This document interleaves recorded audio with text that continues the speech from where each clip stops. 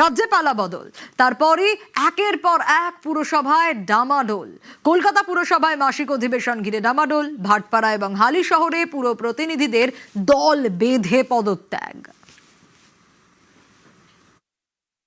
আমাকে কোনো রকম কারণ না দেখিয়ে একটা চিঠি সকলকে পাঠানো হয়েছে যে এরকম একটি হাউসটি হঠাৎ বন্ধ করে দেওয়া হয়েছে। কাউন্সিল চেম্বার, যেটা আমরা অধিবেশন করি, সেখানে বন্ধ করে দেওয়া হয়েছে। সেক্রেটারিকে একটি চিঠি দিয়েছি, তার নির্দেশে কাউন্সিল চেম্বার আপনি বন্ধ রেখেছেন। তার আগে তো চিঠি গেছিল আমাদের কাছে। এই 5 বছরের মধ্যে আমার মনে হচ্ছে 20 বার হয়েছে এটা, কিন্তু কেউ এসে নাটক করেনি। তো এবার তো কন্ট্রোল রুম থেকে শুধু ফোন গেছে যে হাউস আজকে হবে না। মেয়র ড্রামা করলো, সবাই এরা সব মিলে ড্রামা করলো।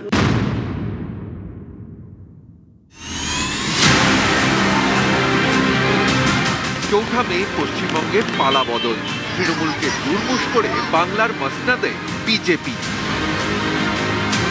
এরপর থেকেই রাজ্যে একের পর এক পুরসভায় ডামাডোল। নাগরিক পরিষেবা নিয়ে চর্চার জন্য প্রতি মাসে কলকাতা পুরসভায় অধিবেশন বসে। শুক্রবার সেই অধিবেশন হওয়ার কথা ছিল। তৃণমূলের অভিযোগ, চেয়ারপারসনের সঙ্গে কোনো রকম আলোচনা ছাড়াই এই অধিবেশন স্থগিত করে দেন পুরসভার সেক্রেটারি। আমাকে কোনো রকম কারণ না দেখিয়ে একটা চিঠি সকলকে পাঠানো হয়েছে, যেটা আমিও প্রায় অনেক রাত্রে পেলাম, যে এরকম একটি হাউসটি হঠাৎ বন্ধ করে দেওয়া হয়েছে। কাউন্সিল চেম্বার, যেটা আমরা অধিবেশন করি, সেখানে বন্ধ করে দেওয়া হয়েছে।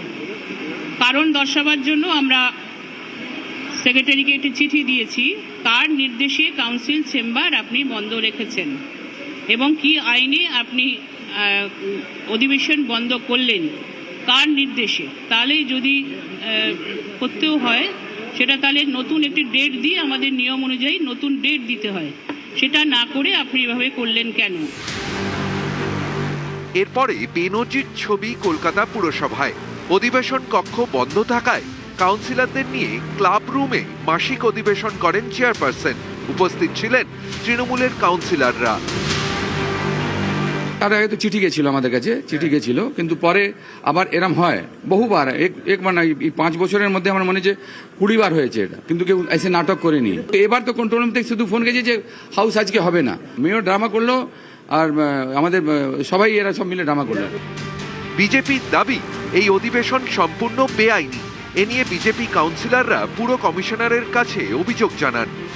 মাননীয় সেক্রেটারিকে অফেন্সিভ শব্দ ব্যবহার করা হয়েছে, হুমকি দেওয়া হয়েছে। এটা যে মক পার্লামেন্ট করে মকারি করেছেন এই পুরসভায় দাঁড়িয়ে, পৌর প্রতিনিধিরা তাদের বিরুদ্ধে ব্যবস্থা নেবার আবেদন করে। এই পরিস্থিতিতে কলকাতার পুরবোর্ড ভেঙে দেওয়ার আশঙ্কা তৃণমূলের। বোর্ড ভাঙার কিছু আইনগত ক্ষমতা সরকারের আছে। আমাদের সংবিধানের 3 টায়ার গভর্নমেন্ট, প্রত্যেকটাই স্বশাসিত। স্টেট গভর্নমেন্টকে ভাঙার জন্য আর্টিকেল 356 আছে, স্টেট গভর্নমেন্টের কাছেও সেই পাওয়ার আছে, কিন্তু সেটা জুডিশিয়াসলি সেটাকে ব্যবহার করতে হবে এবং তার জুডিশিয়াসলি ব্যবহার হলো কিনা তার এক্সপ্লেনেশন কোর্টের কাছেই দিতে হবে। তৃণমূলের আভ্যন্তরীণ রসায়ন, তৃণমূলের আভ্যন্তরীণ দ্বন্দ্ব ওরাই তালা লাগিয়ে দিয়েছে। শোনা যাচ্ছে কি ওয়েবসাইট থেকে ফিরহাদ হাকিমের ছবি সরিয়ে দিয়েছে। ওসব তৃণমূলের লড়াই। কেউ বলছেন মুখ্যমন্ত্রী বকাবকি করেছেন, কেউ একজন পদত্যাগ করেছেন, তার জন্য ফিরহাদ হাকিমও পদত্যাগ করতে চাইছিলেন, কিন্তু যেহেতু সামনে বর্ষা সেই জন্য উনি এখন করতে চাইছেন। বিজেপির এ সমস্ত কোনো প্রয়োজন পড়েনি। ঠিক সময় নির্বাচন হবে, গণতান্ত্রিক ব্যবস্থার মধ্যে দিয়ে মানুষকে সঙ্গে নিয়ে আমরা তৃণমূল কংগ্রেসকে কলকাতা কর্পোরেশনকে সরিয়ে দেবো। যেভাবে বিধানসভায় তৃণমূল কংগ্রেস চলে গেছে, কলকাতা কর্পোরেশনও চলে যাবে, তালা ঝোলানোর প্রয়োজন হবে না। অধিবেশন যদি না হয় তাহলে কাউন্সিলর্সরা তাদের যে সমস্যা সেই সমস্যা তুলে ধরতে পারবেন না কলকাতা পুরসভায়। কাজেই নাগরিক পরিষেবা ব্যাহত হওয়ার আশঙ্কা করছেন তৃণমূল কংগ্রেস কাউন্সিলররা। একই সঙ্গে এই পুরো বোর্ড ভেঙে দেওয়ার আশঙ্কাও করছেন। যদিও কলকাতা পুরসভার আইন অর্থাৎ কলকাতা মিউনিসিপ্যাল অ্যাক্ট 1980 অনুযায়ী প্রতি মাসে একটি অধিবেশন বাধ্যতামূলক করা হলেও সেই অধিবেশন না হলে কি হবে সেই বিধান নেই এই আইনে। পশ্চিমবঙ্গে তৃণমূল ক্ষমতায় আসে 2011 সালে। তার আগে থেকেই কলকাতা পুরসভা তৃণমূলের হাতে। 2010 থেকেই কলকাতা তৃণমূলের। 144টি ওয়ার্ড নিয়ে কলকাতা পুরসভা। এই ওয়ার্ডগুলি বিস্তৃত 17টি বিধানসভা আসন জুড়ে। এর মধ্যে এবার 10টিতে জিতেছে বিজেপি আর 7টিতে তৃণমূল। বিধানসভা ভোটের ফলের নিরিখে কলকাতা পুরসভার 144টি ওয়ার্ডের মধ্যে বিজেপি এগিয়ে 102টি ওয়ার্ডে, তৃণমূল এগিয়ে 42টিতে। যেখানে 2021-এর পুরসভা ভোটে তৃণমূল জিতেছিল 134টি ওয়ার্ডে, বিজেপি জিতেছিল মাত্র 3টি ওয়ার্ডে। এই ধরনের বেআইনি কাজ যে কাউন্সিলররা করেছেন এবং তাদের দুই দলনেতা মাননীয় চেয়ারপারসন এবং মাননীয় মেয়র, তারা এই অনৈতিক কাজে নেতৃত্ব দিয়েছেন।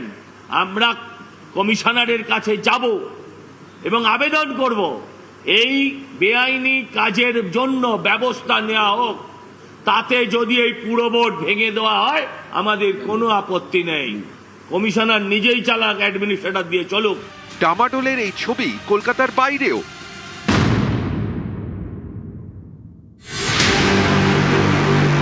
উত্তর 24 পরগনার তৃণমূল পরিচালিত ভাটপাড়া পুরসভা, 35 জন কাউন্সিলর, সকলেই তৃণমূলের। 35 জন কাউন্সিলরের মধ্যে শুক্রবার পদত্যাগ করেছেন 30 জন। এর মধ্যে রয়েছেন পুরো চেয়ারম্যান এবং ভাইস চেয়ারম্যান। এদিন তারা মহকুমা শাসকের দপ্তরে গিয়ে পদত্যাগপত্র জমা দেন। তো ইও এফও চালায় ভোট, তো পৌরসভা যা পলিটিক্যাল পার্টির লোকেরা থাকে তারা একটা আবরণ আছে, কিন্তু কাজ তো ইওএফওরা করে, সরকারি অফিসাররা করে, ওরা তো আছে। ওদেরকে ফ্রি হ্যান্ড দেওয়া হয়েছে, তারা পরিষেবা যাতে বাধিত না হয় তারা কাজ করে।